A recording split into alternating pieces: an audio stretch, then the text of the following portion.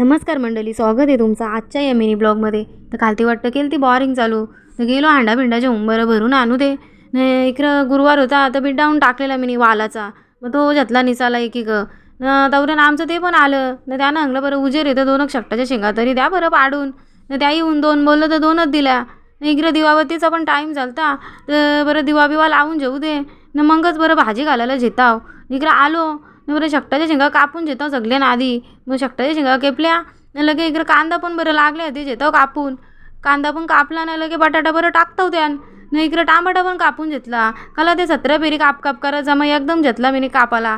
न इकडं लसूण की असतंच मग तो घेतला चेचून. न इकडं आपला वालाचा बिड्डा भाजी बिजी सगळं व्यवस्थित धुवून घेतला. न इकडं पेटवला गॅस आपला न त्यानं टाकला तेल न लगे कढीपत्ता पण टाकला. कसलं वाजतं बघ करकरीत कढीपत्ता. न लगे इकडे घाटल केली न टामाटा पण टाकून घेतला लगे न मीठ मसाला पण टेकला न लगे बिड्डा पण वैरला त्यान न घाटल केली न टाकला पाणी न दिला त्यावर ढाकण न ढाकण दिला ना आता बरं लागले होती लगे पापड पण तलून जेऊ दे बरं किचनमध्ये हावतं.